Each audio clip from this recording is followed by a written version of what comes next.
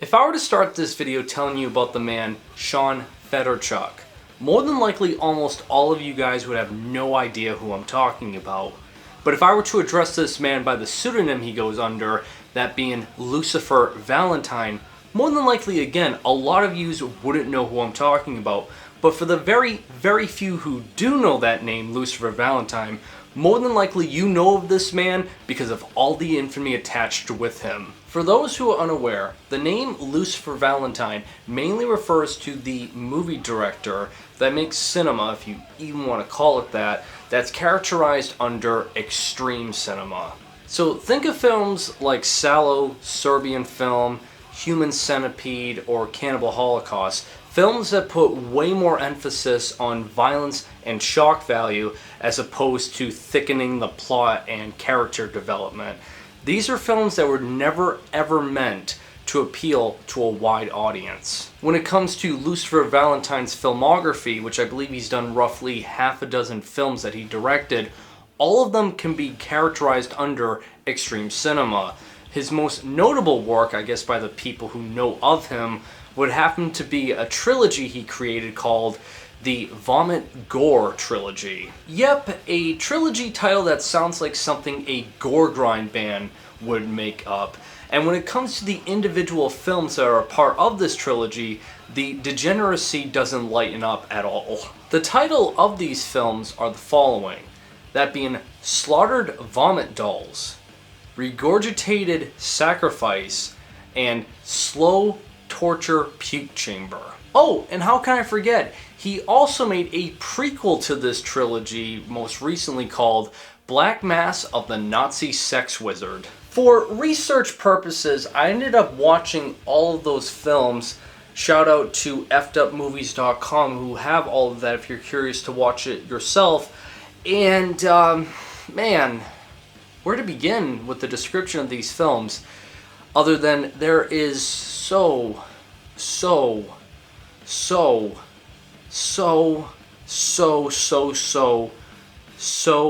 much vomit. It goes without saying, but every filmmaker and movie director has a signature trait attached with them when they make movies.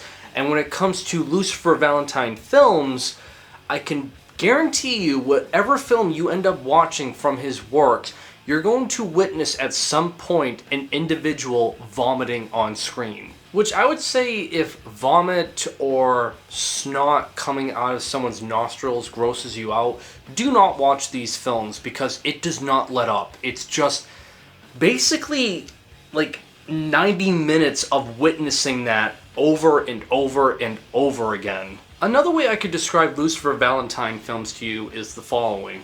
You have mainstream movie directors like Quentin Tarantino or Christopher Nolan that it's 90% plot and 10% violence. Then you have movie makers that want to up the ante a bit like Gaspar Noé or Lars von Trier, where it's now 50% plot and 50% violence.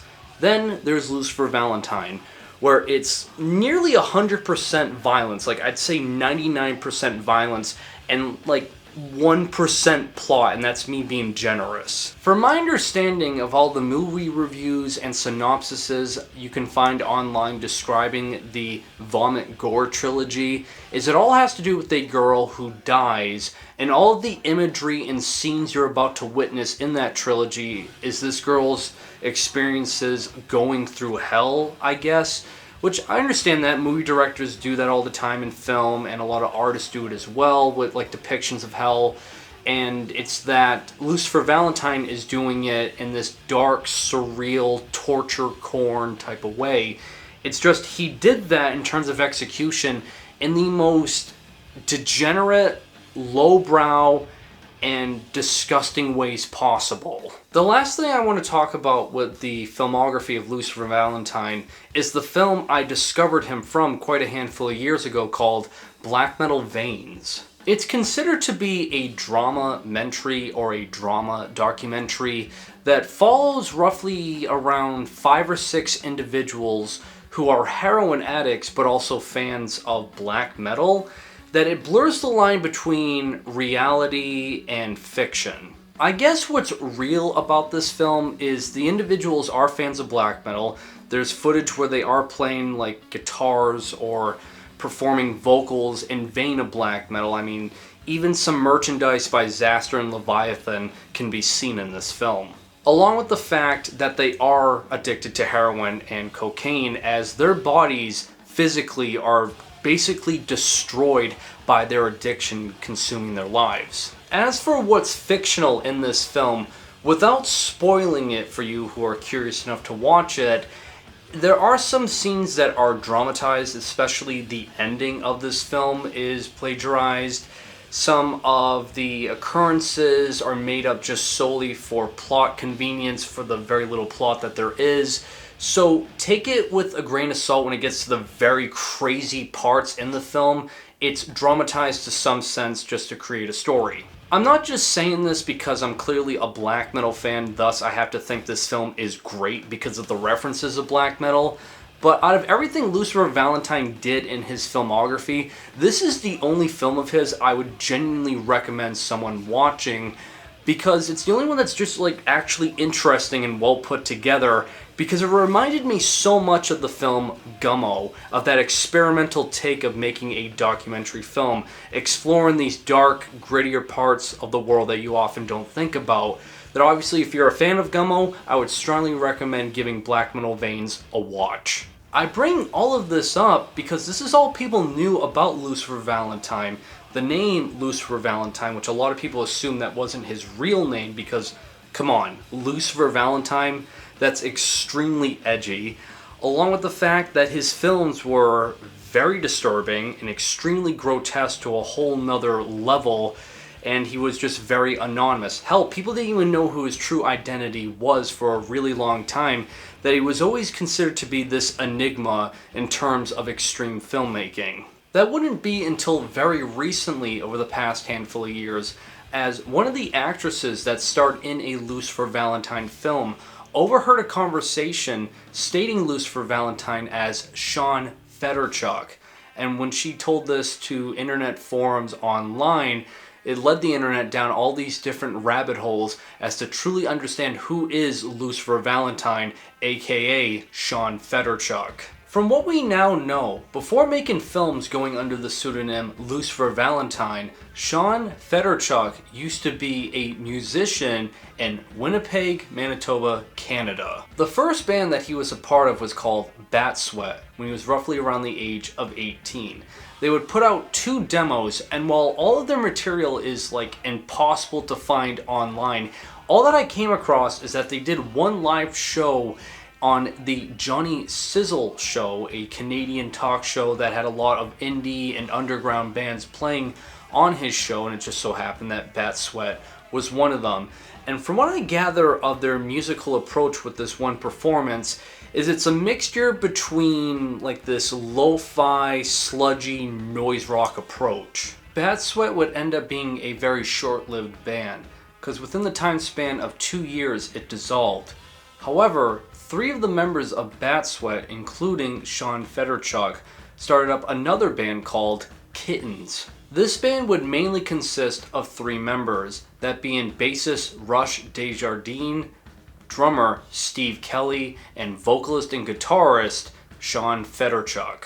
Kittens would end up being a bit more prolific than Bat Sweat, as they were active between the years of 1993 up until 1998, and they put out roughly a dozen releases, half of which being full-length albums, along with some splits, EPs, and one compilation. Musically, their approach is mainly listed as noise rock, but it also had elements of sludge metal, post-hardcore, and to some extent, when I looked at some of their releases, I would always see the genre tag of country rock labeled under some of their albums, which I'll be talking about later on in this video. But it's clear as day that they were heavily influenced by a lot of the noise rock bands that were coming out during either the early 90s to even late 80s. Because it's clear as day that they were influenced by bands like the Jesus Lizard, Cows, or Big Black, with these really crunchy guitar riffs that are both dense yet extremely abrasive, vocals that are so sporadic. It goes all over the place, from this yelling, shouting, screaming, and wailing, that it's just pure utter chaos just on the vocal approach alone. The percussions match up with the vocal approach, as it's just as sporadic and chaotic. As for the bass guitar, it has this very thick groove to it that just oozes with this sour distortion. As for the lyrical themes and song titles that you would find on Kittens albums, it has this very odd sense of black comedy, I guess, that just feels almost at times random, that the only thing it reminded me of is something that, like, I don't know, Butthole Surfers would have done. As for the discography of Kittens, most of it you can find online pretty easily, with only a few of those releases being unavailable or just never been posted. Apparently their first album is titled Grizzly, released in the year 1993, but I couldn't find anywhere online to where I can listen to it, whereas their second full-length album, Pony, released in the same year of 1993, was recently uploaded here on YouTube. This album clocks in a little under half an hour long, and it's easily the most lo-fi out of the albums I've heard thus far, at least the ones you can find online, that it has a stronger DIY type of sound to it, as most noise rock bands would have, but in terms of the guitar riffs and just how repetitive yet distorted that they are, it just reminded me so much of mid-era Brain Bombs that I couldn't help but really indulge in. As solid as the guitar riffs and overall instrumentation is on this album, what I would say is the standout feature about it is how much it seems to indulge itself in the very lo-fi, abrasive, noisy aspect of it, because when it comes to the vocal performance, all done by Sean Federchuk, he's yelling and screaming in these just really uneven, disorienting ways that everything he does in terms of execution vocally sounds so jagged. A year later, in 1994, Kittens would release their third full-length album, Doberman. In my personal view, this is Kittens' real first full-length album, as it clocks in a little over 40 minutes long, and I would say in terms of song structure and overall dynamics, it's greatly expanded upon. While it still maintains the noise rock aspect instrumentally, and Sean Federchuk is still wailing and screaming his head off, whether it comes to lyrical verses or choruses, with lyrics that are just as nonsensical as anything else they've ever done. What's really interesting about this particular release is this is their first album where they really started to incorporate the country rock aspects with some of their songwriting, as some of these songs in this album, in terms of some of the transitions, it leans into guitar solos or certain instrumental breaks that resembles what you would hear in country rock. To be blunt with you guys, I'm not really that well versed in country rock and its, whole subgenre and the artists affiliated with it, so I can't really name the exact influences that they're partaking in, but it's clear as day that it's there with how these songs start to transition and sound quite different. And I don't know what the overall purpose was, whether to be experimental for the sake of experimenting in music, which a lot of artists do, or just to showcase just how random and jagged their musical approach is and is always going to be. Another interesting feature about this album is a lot of the songs tend to be a lot longer than on previous material. Take, for example, the track Butterfly, that clocks in a little over 8.5 minutes long.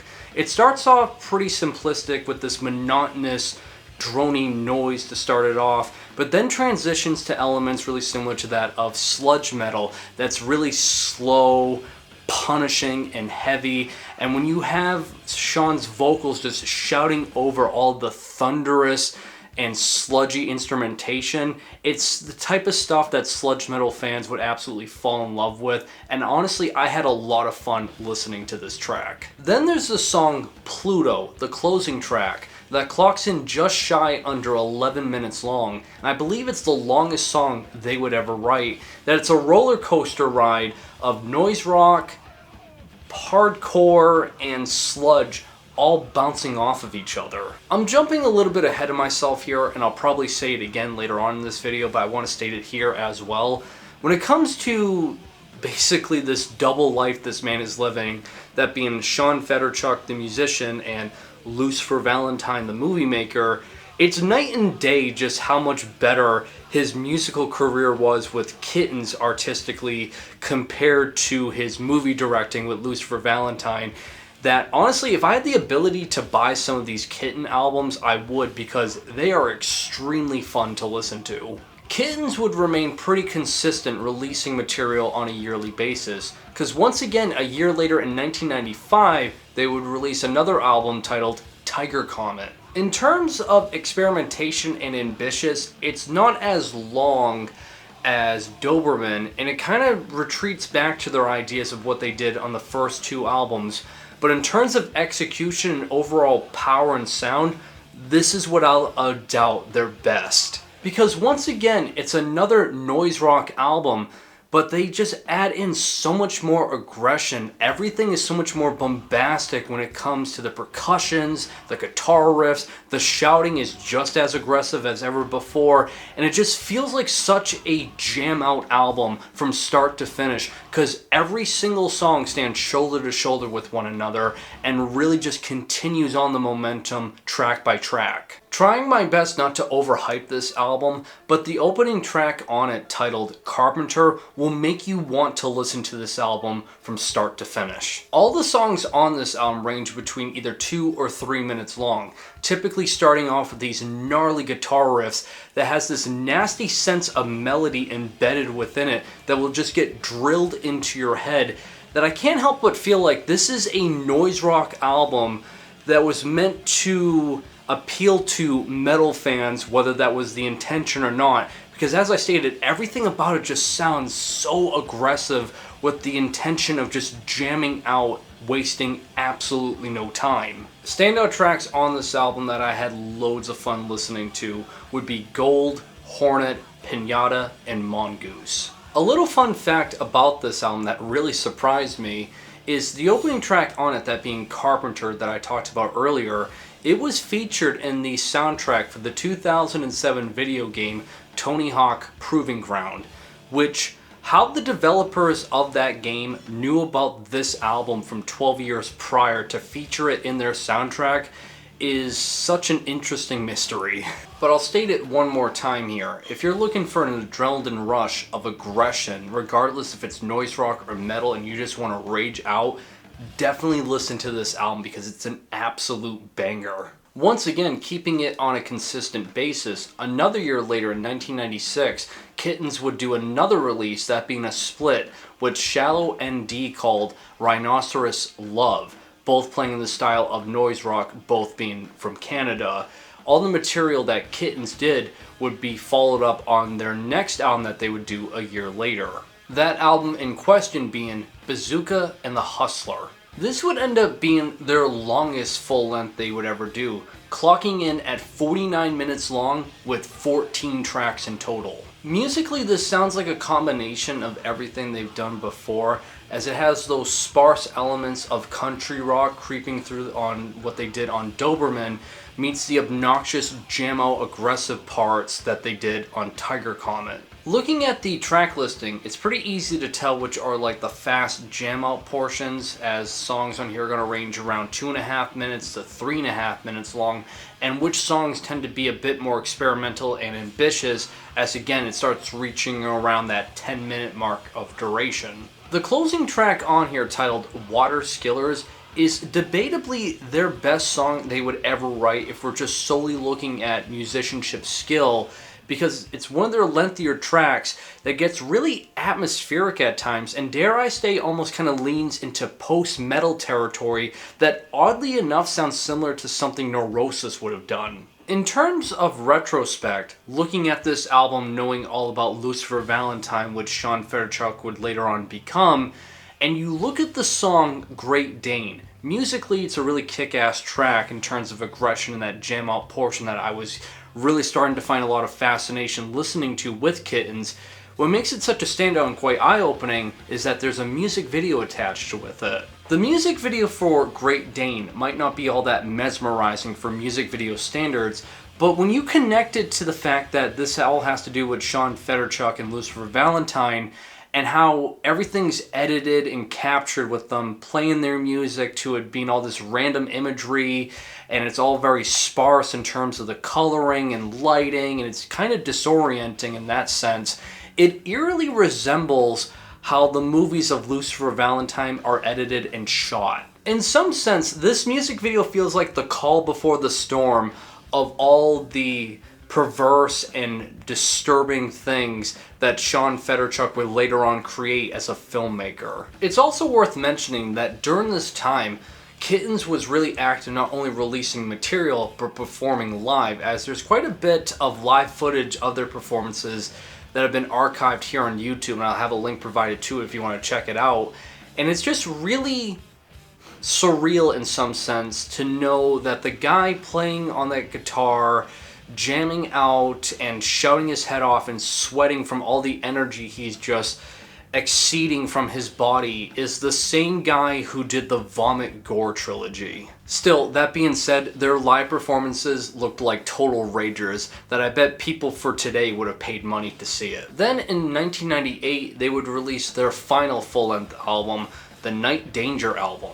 Out of all of their releases, this sounds like the most inconsistent and incomplete, because it only contains half a dozen songs. The overall runtime is just 17 minutes long, and the closing track on here, titled Silent Night, is 3.5 minutes long, the longest track on this album, mind you. That it's just this keyboard outro that goes on for its overall runtime.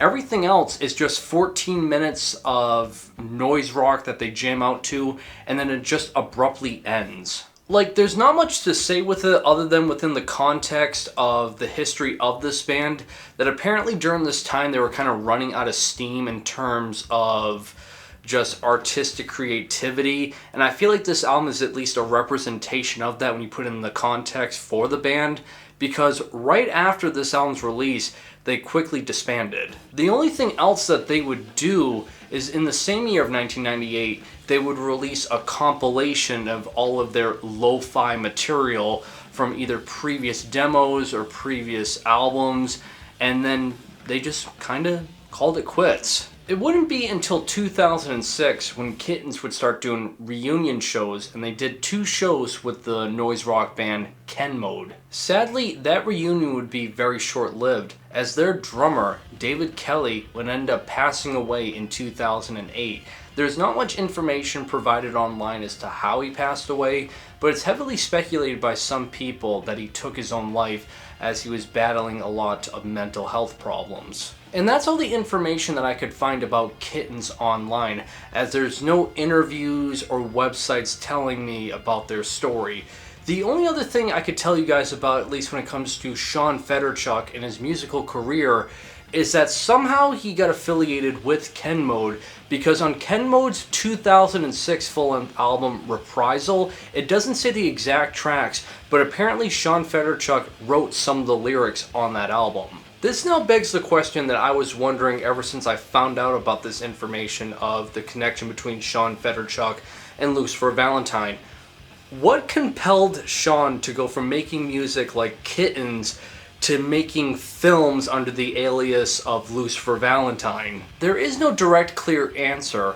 However, thanks to the information being leaked as to who Sean Federchuk really is connected to the alias of Lucifer Valentine, we now know his IMDb in terms of all of the media he was affiliated with when it comes to either TV shows or movies. So we know he was a part of the band Kittens up into the year of 1998. And according to his IMDb, one of the first things that he was a part of would happen a few years later in 2001 for the TV show Kink. It's credited that he was a part of the crew when it came to all the visual designs for this show, and this show just happens to be about an episodic documentary series following the lives of individuals that have kinks, or they have certain types of fetishes that deal with stuff like BDSM, bondage, sadomasochism, those types of like extreme fetishes and kinks.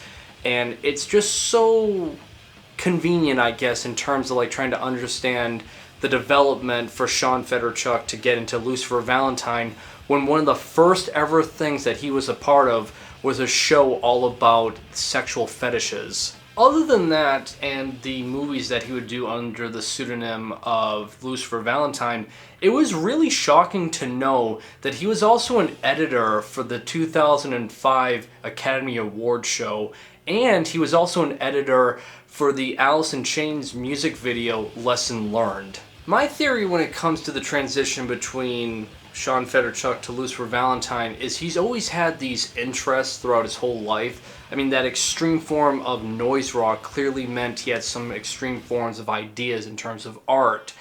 And getting affiliated with other forms of media like TV and movies, I guess he started, exploring those ideas a little bit more, to then it culminates into like these very perverse, disturbing films that I talked about in the beginning of this video. It's also worth mentioning that during the time that he started adapting the alias of Lucifer Valentine in the mid-2000s, he also started doing interviews. One of the most infamous ones that people tend to point out is the one he did for Punk Globe. This interview is a really lengthy read, and there's a lot of videos online you can find here on YouTube of people deciphering it and all the different sentences and responses that he gives.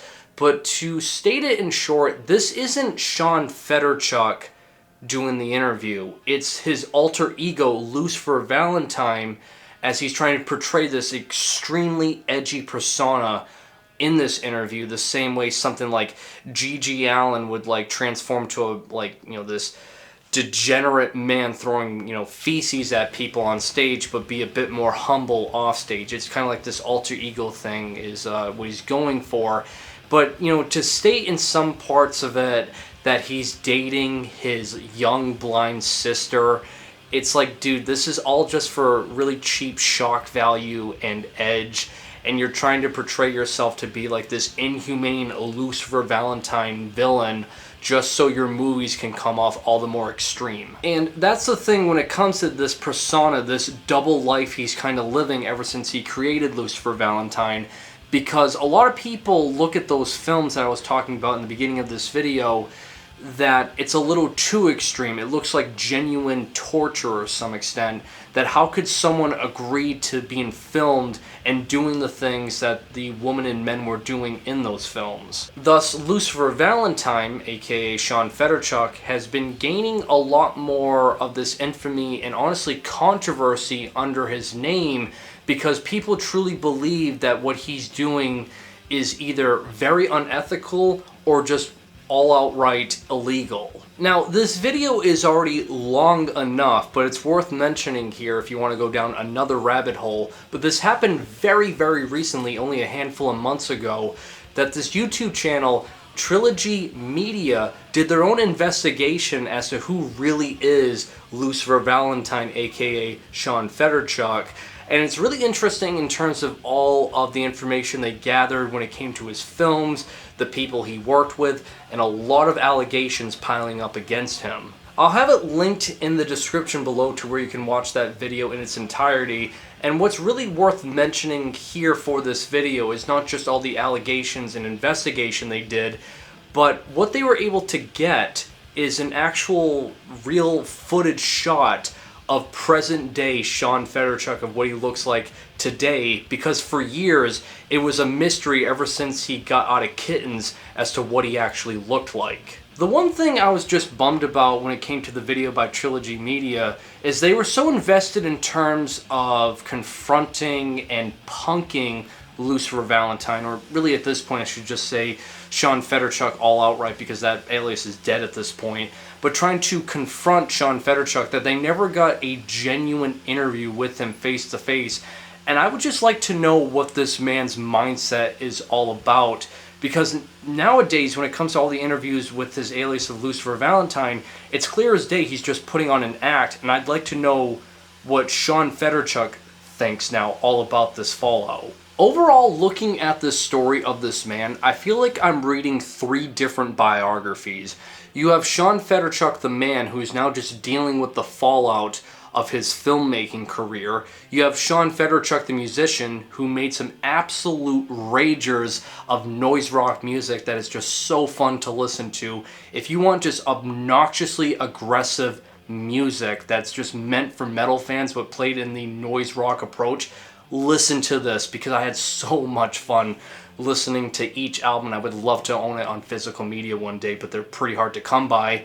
And of course you have Lucifer Valentine, the mysterious edgelord filmmaker that basically made pseudo-surrealist smut, is the best way to put it, that is extremely perverse and something I would not recommend watching unless you truly want to test your endurance in terms of perversity of what you can see. It's like, what a odd life this man has lived. And that'll do it for this video, guys. Really curious to know what you think of Sean Fedorchuk and everything affiliated with him. What do you think I should cover next on this channel? And other than that, like always, make sure you guys drink plenty of water to stay hydrated, and have a great day.